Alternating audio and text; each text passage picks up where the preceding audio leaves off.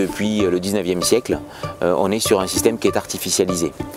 Je m'appelle Gaël Emery, je travaille au Parc naturel régional de Camargue et donc je suis responsable du pôle gestion des espaces naturels. Ce sont des terrains en fait du Conservatoire du littoral qui sont gérés par le parc. Alors, je m'appelle Patrick Rigaud, je suis technicien de gestion hydro pour le Parc naturel régional de Camargue. Cet étang fait partie du site des étangs et marais salins de Camargue. C'est un site qui est très grand, qui fait 7000 hectares.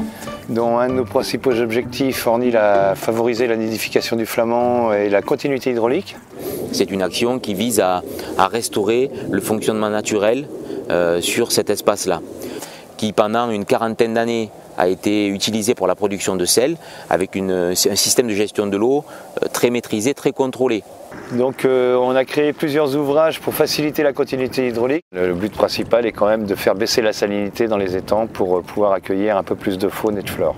Donc sur ce site-là, on a la possibilité sur 6000 hectares de tenter cette expérience qui est relativement exceptionnelle au niveau européen, d'avoir sur le littoral une telle superficie de lagune qui peut refonctionner naturellement. Donc effectivement, les enjeux là, c'est de retrouver cette variabilité dans les salinités, dans les niveaux d'eau qui peuvent être favorables à la faune et à la flore dans un contexte effectivement camarguais où depuis 200 ans, on est plutôt sur une gestion artificielle et maîtrisée.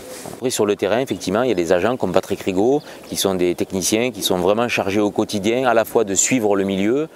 Mon travail au quotidien, c'est déjà de gérer les niveaux pour essayer de répartir l'eau à travers les différents étangs.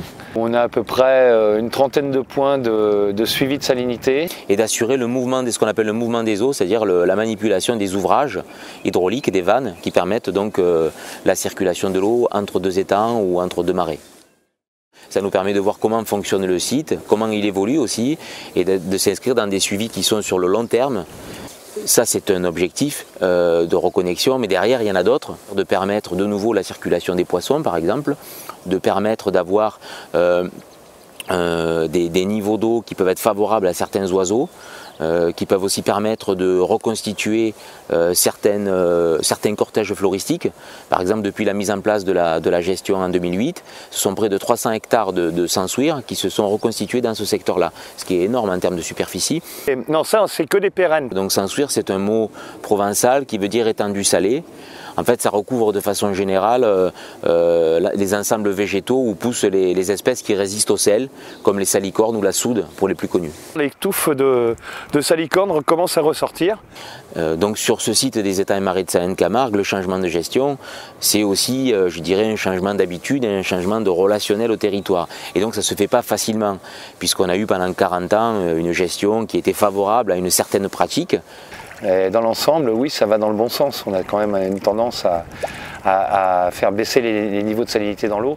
Donc ce contrat permet en fait de mobiliser des moyens pour assurer la gestion de cette eau magique en Camargue, de cette eau emblématique.